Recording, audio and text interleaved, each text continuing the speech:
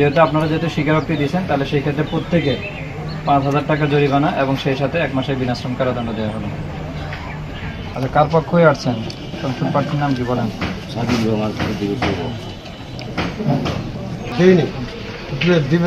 দিবার জন্য আনছেন, তাই তো? সেটা স্বীকার করেন না কেন?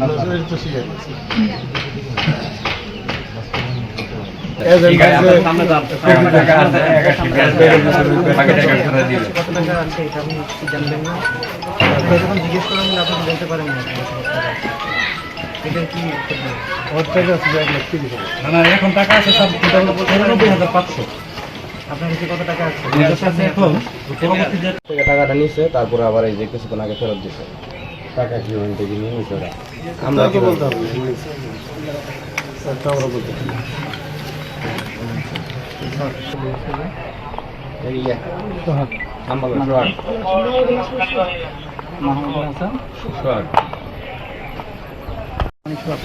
আপনার নাম কি বললেন? মাহমুদুল হাসান সোহাগ। কেন্দ্রে যাতায়াতের জন্য মানেই তো তার পক্ষে ভোট দেওয়ার জন্য।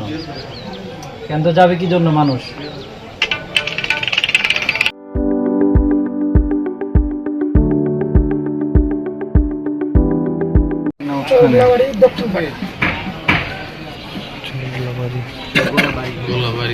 আচ্ছা, গোলাবাড়ি না?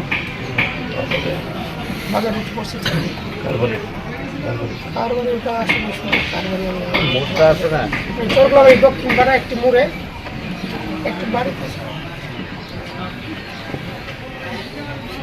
কি বাড়ি? বাড়ির নাম বলে? বাড়ির নামটা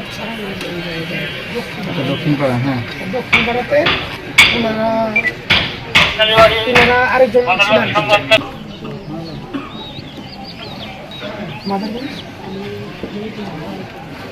আপনারা বলেছেন আপনার তিনটা ফোন এখানে নাই।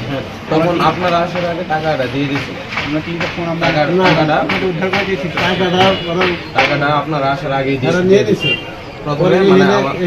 ঠিক আছে, এখানে স্পষ্টভাবে বলা আছে, কেউ যদি আচরণবিধি ভায়োলেট করে, অর্থাৎ বিধিটার মধ্যে বলা আছে যে কেউ যদি আচরণবিধি ভায়োলেট করে বলতে এখানে বোঝাচ্ছে যে নির্বাচনের সময় আর কি, যদি সে কোনো অনুদান বা কোনো চাঁদা যদি কাউকে দেয়, এক পক্ষ যদি অপর পক্ষকে দেয় এবং সেটা যদি ধরা খায়, তাহলে সেই ক্ষেত্রে সর্বোচ্চ 1.5 বছর কারাদণ্ড এবং সেই সাথে অথবা 6 মাসের 1.5 লক্ষ টাকা জরিমানা বা সর্বোচ্চ 6 মাস বিনাশ্রম কারাদণ্ড বা উভয় দণ্ড হতে পারে।